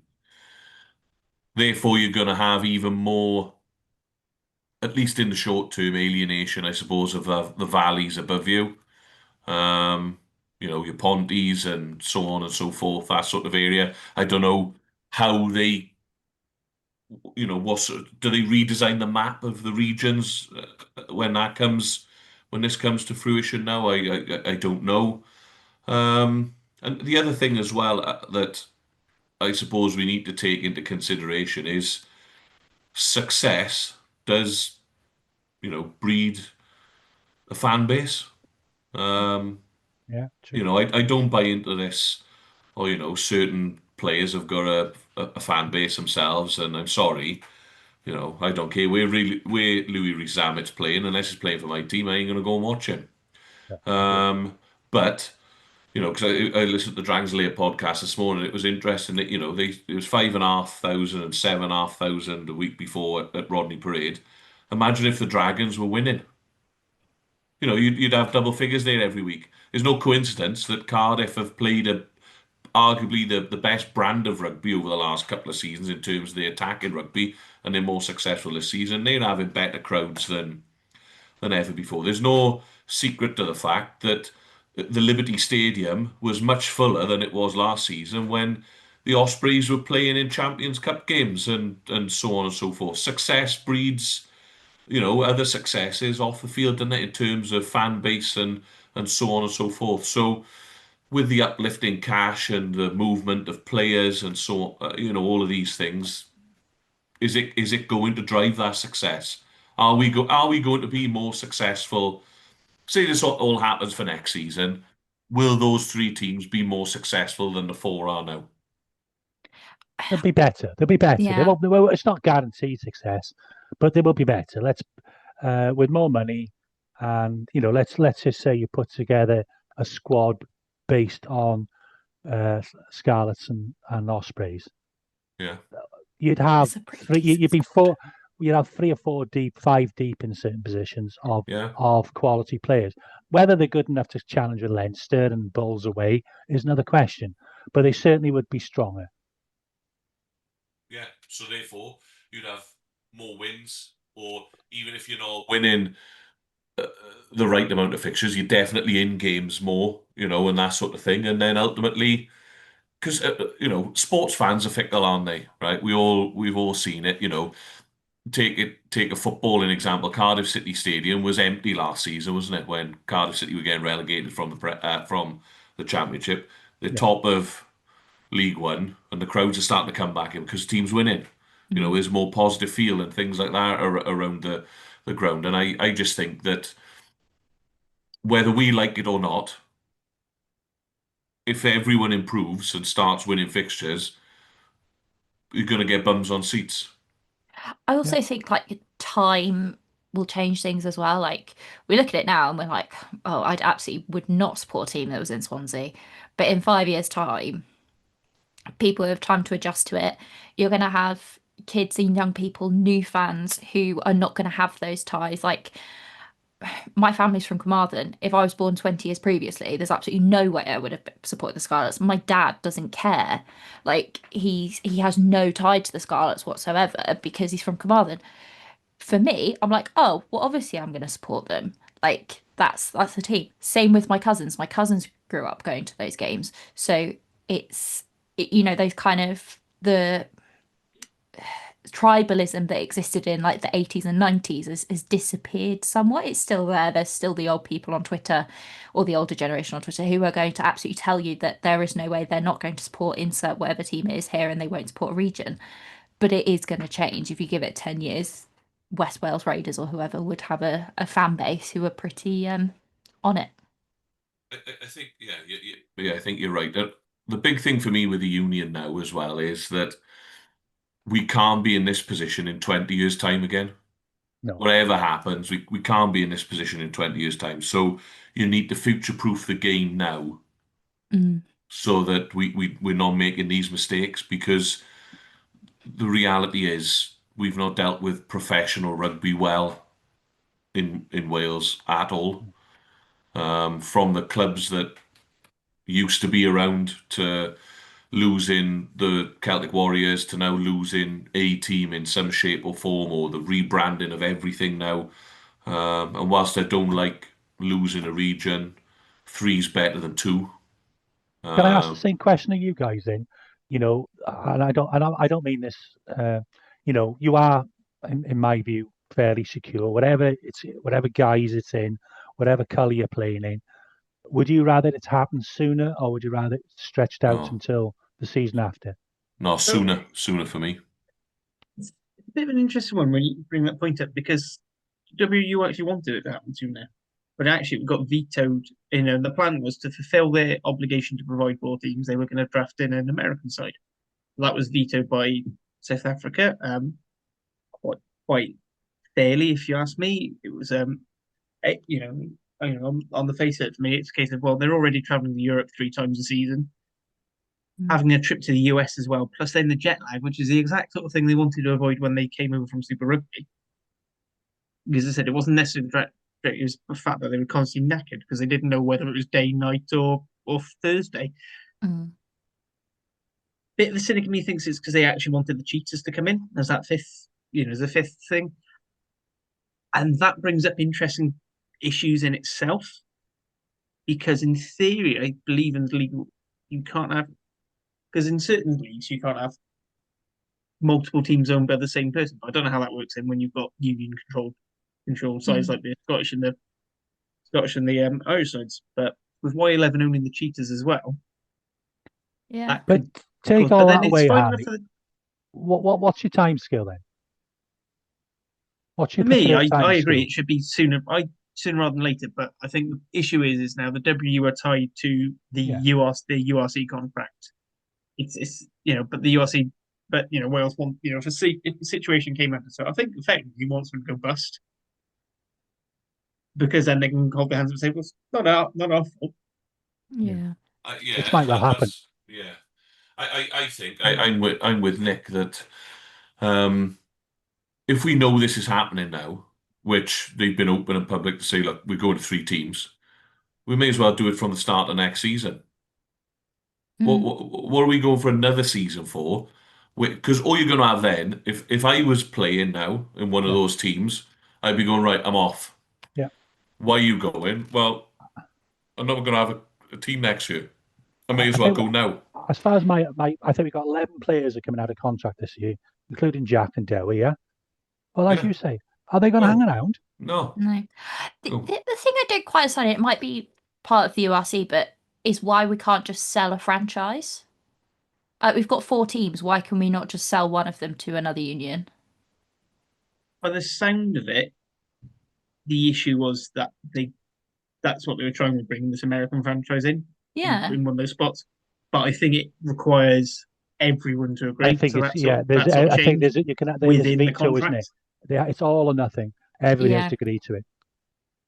So they have to now wait until the next round of. This is the reason why it's taken. So actually, I think it's the negotiations are meant to be 27-28 season, but from the 28-29 season, I think from what I read it as, is that this basically they've got to wait for the URC to be ripped up and renegotiated of who wants how many spaces. Because I don't think if South Africa will want a 5th South African team, I wouldn't be surprised if the IRFU are still eyeing up London Irish, and the Welsh, Scots, and Italians are going to be like, actually, can we have the Georgians because we won't look as bad. Careful what you wish for on the Georgians because it's only going to benefit. It's only going to benefit their game, isn't it?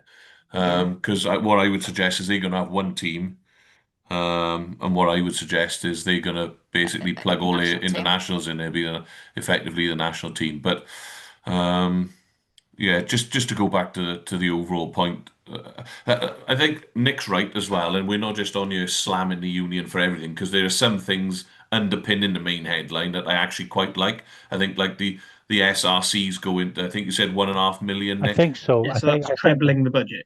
Trebling the budget. Now, for me, that's brilliant because, there's a lot of good players in there, a lot of youngsters playing in there, a lot of Wales 20s people playing in there. You look at the Llandudno teams full of Scarlets at the moment. Swansea have been supported by the Ospreys more this season. So that can only be a good thing. And it's brilliant for coach development as well.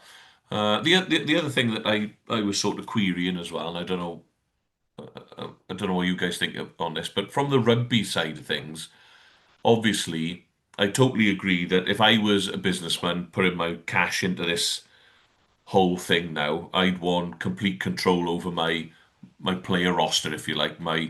I'd want to know who I can get, because if I can go out and bring someone in like a Louis Rees-Zammit, for example, or a marquee player that's going to put bums on seats and sell those shirts, I want to be able to control that. But from a coaching perspective,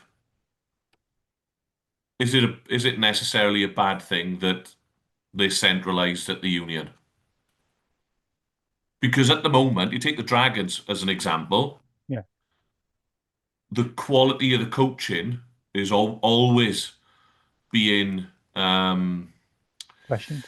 being questioned and scrutinized. Whereas if Yeah, they were coming from a centralized location, you know that there would be a bare minimum standard there. Whereas we didn't know what Philo's overall coaching prowess and standard was going to be like. Matt O'Brien's in there and he's heavily criticised at the moment. All right, we know Patch and Dan Lids and people like that are in mm, there that are both brilliant players, but they're early in their coaching career. And McLeod's come over from New Zealand having just been coaching NPC. Whereas if they come from like a centralized centre of excellence, yeah. put my teeth back in, then we know that there's a guaranteed level of quality. There's more of a Mm. QA process going on, if you like, in terms of the coaches that are being put in. I wasn't so adverse to that. No, I think it's a mixed bag, isn't it? Because obviously, quite understandably, the emotion, the focus is very much on the losing a team. But there were some things, as you say, that actually, and I'm not totally opposed to either. I think a lot of my kind of thoughts on it where I'm like, oh, this is, like the WRU having complete control. If we had a union that was known for being good Hmm. and not completely mismanaged and didn't leak like a sieve, I'd be like, yeah, okay, like we can manage things well. Them having complete control probably isn't a bad idea. However, they're known for being terribly managed. They're known for like the fact that news got leaked the night before and then it turned out to be wrong, and then the actual news got leaked like an hour before anyway. Um, it's just frustrating. And it's kind of like, well, why have we got a union that can't sort themselves out wanting complete control? Like, it's just not going to end well. And I think we all know that the likelihood of it ending well is unlikely. I've got a Yeah, funny feeling we're going to come back to this in another pods. yeah, we are. Yeah, no doubt Absolutely. about it. I just want to have one final thing with the control thing. So this is clearly stolen from the island model where the force, a lot of their money comes directly from the RFU. They have a lot of control on what they say, and they appoint the head man. But key thing here is they are contracted by the IRFU, so they pay out their own budget. It's not out of Yeah, theirs. It's not out of the Yeah, teams. Then if they have private investors in, those private investors then can then sign in a marquee player they want. Like, so when they're adding these extra bits, when they invest in, so that's where they get their influence and they walk through there.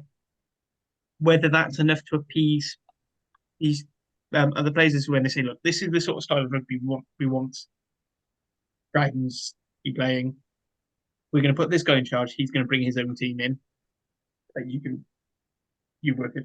I think if it wasn't for the fact that the W have such a bad history of dictating and not collaborating, I think people would be a lot less worried about it. I agree with that. I think having centralized and having all the teams singing off similar hymn sheets will help the national game in part because everyone's you're reducing the amount of instead of that first week of in camp, you're not updating language for people. You're not trying to get people to play a different system. You've all got, if you're all playing variations of the same sort of thing, or you've got the same sort of style of game, that helps. But again, I just don't. I mean, the whole thing with the leak of we're staying at four.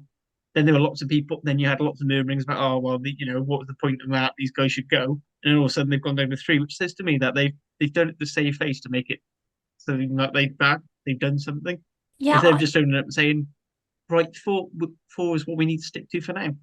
but I almost wonder. So, something the WIU have been criticised for, and I'm one of the people that has highly criticised them for it, not that I think they know who I am, um, is the fact that they do leak like a sieve and every bit of information is leaked beforehand.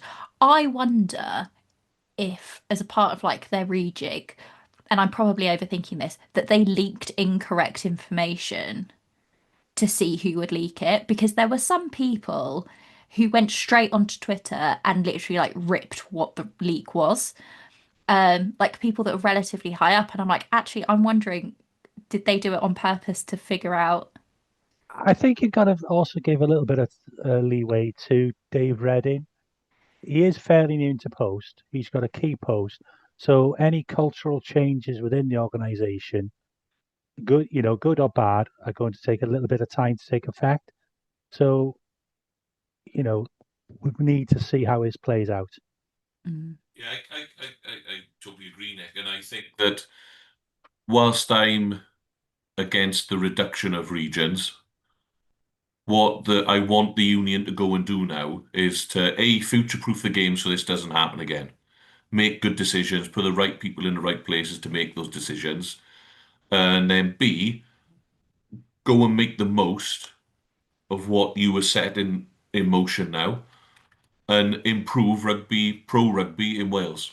And if that happens, if they go and do that, if it's going to be three, and it looks like it's going to be three, if we end up with three teams that within the next decade, challenging in the top levels of the European Cup and making semi-finals there regularly, and all three teams are in the playoffs, then we And can the national team's doing well in the and the national 2021 World Cup in America. Exactly. And everything's going well, then we can turn around and we'll all go, you got it right.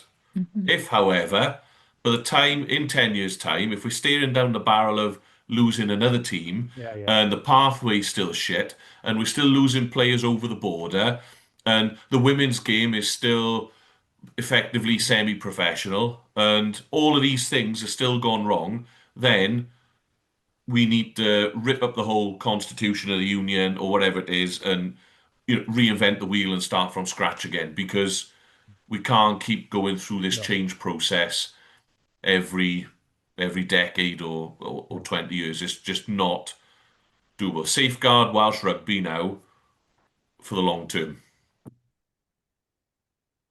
Absolutely, I think that's a fantastic point to leave this. So I said I imagine it's something we're going to have debate even more, but it is getting late, and I do have a long drive in the morning, and frankly, I just want to go to bed. So thank you all for listening. Thank you, Hattie. Thank you, Dan. Thank you, Nick. Um, no rugby for the pro sides this weekend, but I think is the SLC still on? If not, there's definitely community rugby on. I highly recommend you go support your local teams. And The there'll be Division. Welsh women playing in the PWR, free to air on the BBC, one game this week and two on YouTube. Just go and watch Abbott Leary. Or Abbotsbury, yeah. Simple. Exactly. Right. Nostar. Nostar. What's that? What's that? Yeah.